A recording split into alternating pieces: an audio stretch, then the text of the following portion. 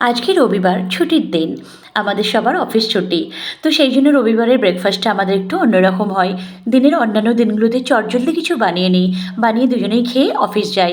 কিন্তু রবিবার আমরা চেষ্টা করি একটু ডিফারেন্ট কিছু বানাবার, যা বাকি ছদিন খাই সেই ছদিনের থেকে আলাদা কিছু বানাবার, যেমন বাড়িতে তৈরি ধোসা বা বাড়িতে তৈরি বার্গার এরকম কিছু। তো আজকে আমি ধোসা বানিয়েছি, ধোসার সাথে লেগুমসের কারি বানিয়েছি, সেমই বানিয়েছি আর ডিমের পোচ বানিয়েছি। ডিমের পোচটা অবশ্য আমার জন্য না, বাট আমার হাজব্যান্ডের লাগবে। ও ধোসা, ব্রেড, রুটি এসব খেলে যাই থাকুক না কেন, ওর ডিমের পোচ আর কিছু একটা কারিও চাই। তো ওর জন্য ডিমের পোচ বানিয়েছি। তারপর কিছু ফ্রুটস আছে, যেমন এখানে আম আছে, আম নিয়েছি, পেঁপে আছে আর কলা আছে।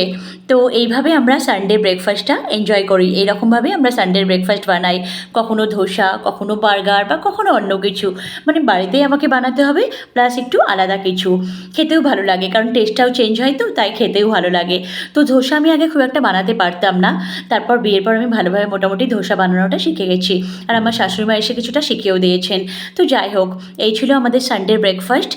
হ্যাপি সানডে, তোমরা সবাই ভালো থেকো, এনজয় করো নিজের দিন। দেখা হচ্ছে নেক্সট ব্লগে।